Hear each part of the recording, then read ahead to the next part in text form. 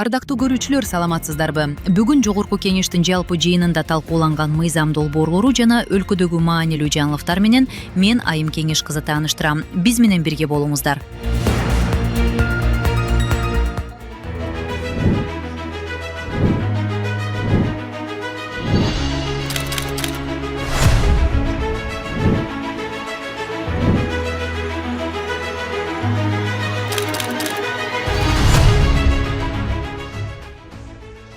Төраганын алдындагы климаттын өзгөрүшүнүн шартында туруктуу өнүктүрүү боюнча кеңештин кезектеги отуруму өттү. Кереге кеңешке Жогорку Кеңештин төрагасынын алдындагы аталган кеңештин төрагасынын орун басары Камила Талиева модераторлук кылды. Ал иш-чаранын негизги багыттарына токтолуп, климаттык чакырыктарга каршы туруунун маанилүүлүгүн белгиледи. Бул жерде кабыл алынган чечимдер улуттук экологиялык программаларды ишке ашырууга, биологиялык коопсуздукту чыңдоого, климаттын туруктуулугун жогорулатууга түздөн түз таасирин тийгизет деп ишенемин. Жыйында климаттын өзгөрүшү глобалдык гана эмес, Кыргызстан үчүн да негизги кооптуу маселеге айланганы айтылды. Айрыкча мөңгүлөрдүн тездик менен эриши, сел жана табигый кырсыктардын көбөйүшү өлкө халкынын 65% жашаган айыл чарба тармагына олуттуу сокку урууда. Эми билесиздер, дүйнө жүзү боюнча көптөгөн өзгөрүүлөр болуп атат. Мына мөңгүлөрдүн эрип кетиши, суунун тартыштыгы, ал эмес кандай гана жагдайлар болбосун, биз ага сөзсүз түрдө биздин мамлекет, биздин Жогорку Кеңеш ага да дайын болуш керек. Климаттык өзгөрүүлөр жердин сапатына жана түшүмдүүлүккө терс таасирин тийгизип жатканы билдирген төрага Марлен Маматалиев, президент Садыр Жапаровдун демилгеси менен жашыл энергетиканы өнүктүрүү жана жаратылыш ресурстарын сарамжалдуу пайдалануу багытында системалуу иштер жүрүп жатканын кошумчалады. Албетте, президентибиз бул тематикада өтө көп жумуштарды алып барып келип атат. Кече күнү эле мына Астанада, ага чейин Бууда бир топ ушул тема боюнча дагы өзүнүн пикирлерин айтып, ал боюнча чечимдер да кабыл алынып, мамлекет тараптан дагы аткаруу бийлигине дагы көп нерселер болуп атат. Ошондой эле биологиялык коопсуздук жөнүндө мыйзамдын аткарылышы боюнча кеңири презентациялар жасалды. Анда улуттук коопсуздук, чек ара көзөмөлү, саламаттык сактоо жана экология тармактарындагы ведомстволор аралык координация маселелери талкууланды. Кооптуу химиялык заттардын эскириши, биологиялык жана химиялык коопсуздук маселесин улуттук коопсуздуктун маанилүү багыттарынын бирине айланууда. Жыйында геопарктарды өнүктүрүү жана аларды ЮНЕСКО алкагында эл аралык деңгээлде таанууту көтөрүлдү. Бул багыт экотуризмди жандандырууга жана жаратылышты сактоого жаңы мүмкүнчүлүктөрдү ачат. Чынында геопарк деген бул термин өзү абдан кең түшүнүк экен, абдан бул баягы баш аягы кенен түшүнүк экен да. Анан бул ошон үчүн биз мына Борбордук Азия мамлекеттеринде дагы ошол бүгүнкү күндө айрым тиги өтө өнүккөн жок геопарктары болгону менен мыйзам жок болуп чыкты. Мына биз мен ошол өзүбүздүн кошуна мамлекеттердеги мыйзамдарды издеп көрдүм. Анан эми бүгүнкү күнү рекорд коюп геопарк түзүү боюнча мамлекеттерден биринчи ошо астына кетип аткан Кытай мамлекети менен Япония мамлекети экен. Мен жалпы ошол кичине ошол жерге барып өзүм да симпозиумда катышып, мыйзам долбоорум жөнүндө айтып, анан бир топ маалыматтарды алып келдик. Биз ошол слайдтар менен ошо кичине маалымат берсек, бул дагы келип биздин экологиябызга и экономикалык жактан, и туризм бакында, и климаттык өзгөрүүлөргө, экологияга чоң салым кошуучу бул тармак. Ысык көлдүн экосистемасын сактоодо бүгүнкү күндүн башкы приоритети. Көлдүн абалына климаттык өзгөрүүлөр менен катар адам фактору терс таасирин тийгизүүдө. Андыктан укуктук механизмдерди күчөтүү жана электр кубаттоо инфраструктурасын өнүктүрүүдөгү тоскоолдуктарды жоюу зарылдыгы белгиленди. Абдан маанилүү бир темага токтолгум келет. Бул ысык көлдүн экосистемасын сактап калуунун мыйзамдуу жолдору. Ысык көл бул обочолонгон суу айдыны эмес, бул татаал гидробиологиялык чынжырдын ажырагыс бөлүгү. Бүгүнкү күндө биздин негизги катабыз биз бул маселеге фрагментардык, үзүндүү түрдө мамиле кылганыбызда. Экосистеманы сактап калуу үчүн биз көлдү гана эмес, ага таасир этүүчү баардык факторлорду, бийик тоолуу мөңгүлөрдү, дарыялардын курамын, жайыттардын деградациясын, токойлордун массивин жана жер алдындагы суулардын динамикасын бирдиктөө, изилдөө зарыл. Эксперттер табигый ресурстарды туура башкаруу жана алдын алуу системаларын күчөтүү зарылдыгына токтолушту. Анан кийин деген азыркы учурда гидрогеологторго кайрылайын да. Суроо талап жок, факультет жабылып калды. Гидрогеологтор, глицологтордун айлыгы эми чычкан ыйлай тургандай да. Эми алардын айлыгы болбосо, аларды стимулдаштырбаса, баягы кимдер барат, андан кийин жок дейбиз. Ошо бул деген проблема деген баягы системаны каралыш керек да. Ошондой эле төрага климаттык өзгөрүүлөрдөн келип чыккан көйгөйлөрдү чечүү максатында жаңы климат боюнча мыйзам долбоору даярдалып жатканын билдирди. Анын айтымында документ экологиялык коопсуздукту камсыз кылуу жана жашыл экономиканы өнүктүрүүгө багытталмакчы. Бул климаттык өзгөрүү боюнча мыйзамы ал жакынкы арада 2-3 окууда мына өткөзүп, ушул айда биз май айында кабыл алып беребиз. Азыр бардык 5 группанын чечимдери даярданып атат.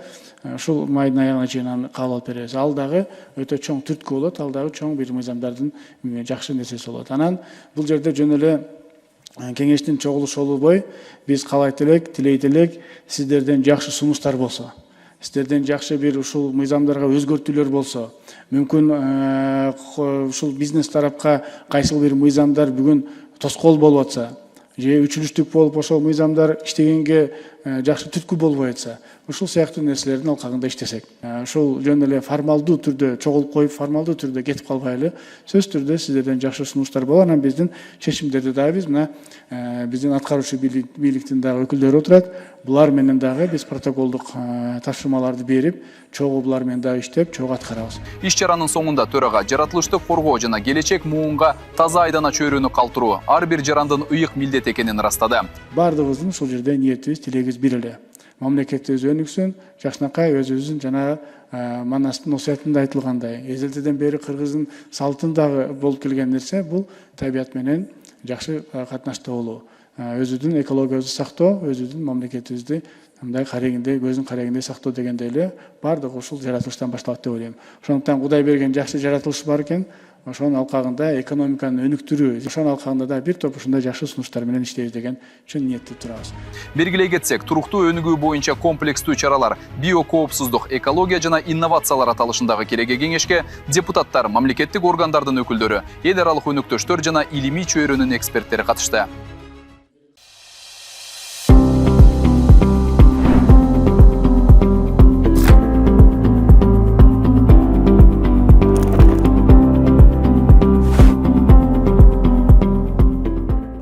Бүгүн 14 майда төрага Марлен Маматалиев жогорку кеңештин коомдук кабылдамасында жарандарды кабыл алды. 2 саатка созулган кабыл алуу маалында Бишкек шаарынан эле эмес, аймактардан да келген 45ке жакын шайлоочу тарабынан жеке жана коомдук мүнөздөгү бир катар маселелер айтылды. Ортодо 20-30 миң доллар. Есть такое.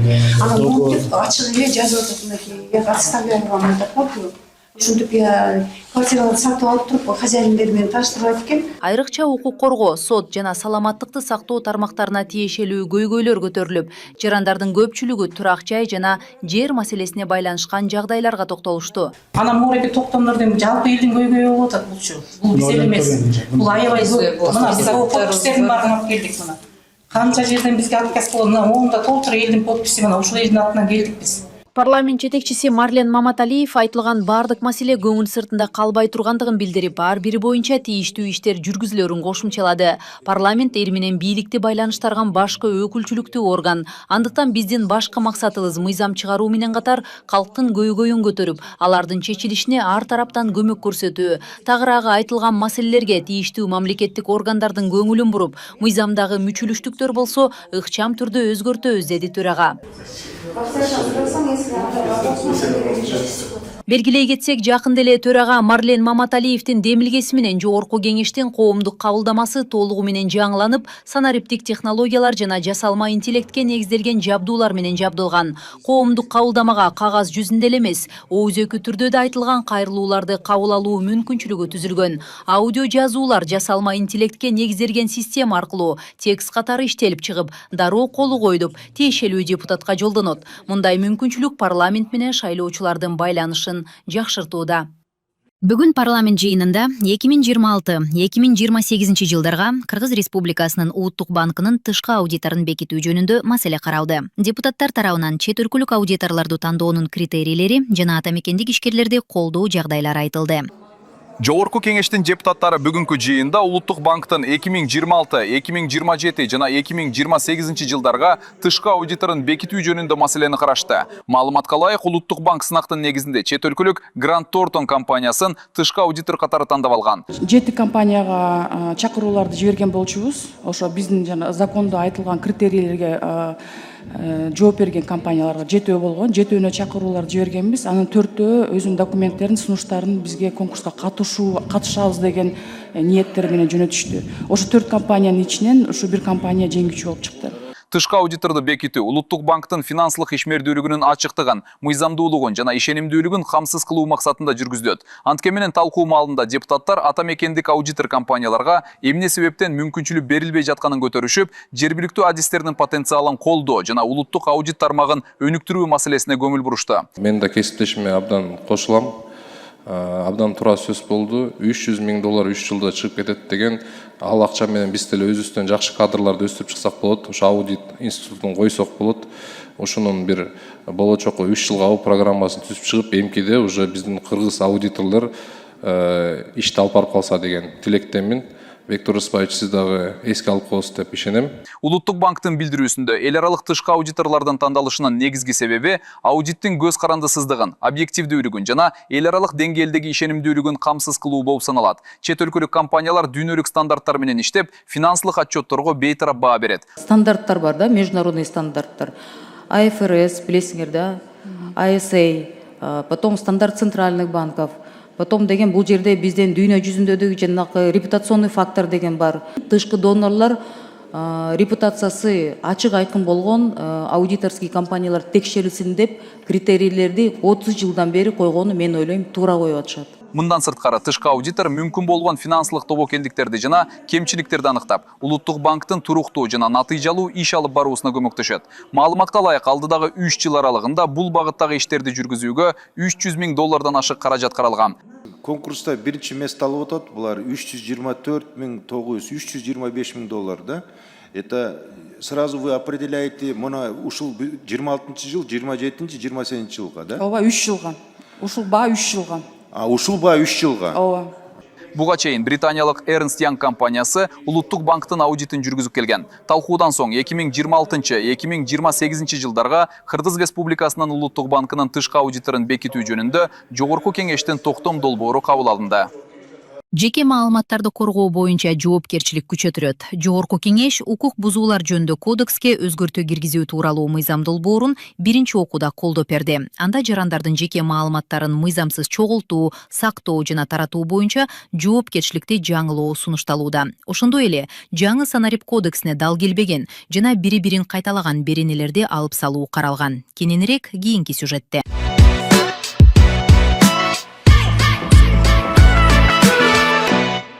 Министрлер кабинети тарабынан сунушталып жаткан мыйзам долбоору укук бузуулар жөнүндө кодексин санарип кодексине шайкеш келтирүүгө жана жеке маалыматтарды коргоо боюнча укуктук жөнгө салууга багытталган. Белгилүү болгондой, акыркы жылдары мамлекеттик кызматтар, документ жүгүрүү жана маалымат алмашуу санарип форматка өтүп жатат. Ушуга байланыштуу 2025 жылды санарип кодекси кабыл алынган. Анда персоналдык маалыматтарды чогултуу, сактоо, иштетүү жана коргоо боюнча бардык негизги талаптар бир мыйзамга бириктирилген. Акыркы жылдары санариптик технологиялардын өнүгүшү менен электрондук кызматтар жана онлайн маалымат алмашуу кеңейди. Заман талабына ылайык жарандар интернет аркылуу эл аралык маркетплейстерден товар сатып алып, соода жүргүзүп келишет. Ушуга байланыштуу жеке маалыматтарды коргоо боюнча мыйзамдарды дагы жаңылоо жана жоопкерчиликти күчөтүү зарылдыгы жаралган. Бүгүнкү күндөгү санарип доорунун ылдам биздин жашообузга киришинин натыйжасында болуп атат. Ошондой эле бүгүнкү күндө адамдарга дагы, жалпы жарандарга дагы маалымат бутагын күчөтүш керек, себеби адамдар бири-бирине жеке маалыматтарын WhatsApp'тар аркылуу мындай көчүрмөлөрүн көп таратат. Бул шылуундарга көп мындай шылуундук иштерди аткарууга чоң жол ачып берип атат да. Ошондуктан мыйзамдар күчүнө кирсе, талаптар андан дагы катуулайт деп Жыйын учурунда эл өкүлдөрү жарандардын жеке маалыматтарын мыйзамсыз чогултуу, сактоо жана таратуу боюнча жоопкерчиликти күчөтүү демилгесин колдоого алышып, бирок айрым ченемдер боюнча кемчиликтерге да токтолушту. Мен сравнительный таблицаны окуп чыкканда суроо жаратты. Биздин персональный данныйларды коргоо аябай так жана даана жазылган болчу мурунку редакцияда. Ошол статьяларды жокко чыгарып отуруп, анан аны болсо бөлөк статья менен камтып кетебиз деген жоопту уктум да. Бирок камтып кеткен жагында баягы толук так жана даана жазылбаптыр да. Персональный данный сактай турган мекемелер бар, бул кадастр, ЦОН, ошол жактын дагы маалымат чыгып кетпеш үчүн мурун так жана даана жазылып турган болчу да. Ошол статьяларды дагы кайра кошуп киргизип, биздин жарандарыбыздын персональный данныйлары сактоосу милдеттүү деп киргизебиз да буюрса. Сөз түрдө мо мыйзам өзгөрүү азырчы. Сөз түрдө бул предпринимательскую деятельность затрагивает. Поэтому вы должны были АРВ делать. Потому что любой кичинекей, средний, чоң компаниялар обязательно они пользуются этими информациялар менчи. Демилгеде жеке маалыматтарды мыйзамсыз колдонгондорго административдик айыппул салынаары көрсөтүлгөн. Талкуу учурунда депутат Камила Талиева учурда актуалдуу болуп жаткан кибер коопсуздук маселесине токтолду. Абдан бүгүнкү күндө мынауга телефондук чалуулар, акча телефон чалуунун номери турат. Акча которулган ошол дроперлер турат. Ошол эле учурда баягы уюлдук операторлор, улуттук банк, МВД болобу булар тез арада синхрондук түрдө ушундай чабуулдар болуп, акчаларын которуп чыгып кеткен учурда бир ыкчамдык болуш керек да. Көбүнчөсүн ошондой тиги кылмыштар жасалып, кабылып калган адамдар кайрылбай да калат экен да. Жыйынтыгында депутаттар укук бузуулар жөнүндө кодексине өзгөртүүлөрдү киргизүү тууралуу мыйзам долбоорун биринчи окууда колдоп берди. Ушуну менен бүгүнкү чыгарылыш соңуна чыкты. Жогорку кеңеште көтөрүлгөн маселелер жана каралган мыйзам долбоорлору тууралуу кеңири маалыматты кеңеш KG расмий сайтынан жана Instagram, Facebook, Telegram социалдык тармактарындагы баракчаларыбыздан көрө аласыздар. Кайрадан эфирде жолукканча аман эсен болуңуздар.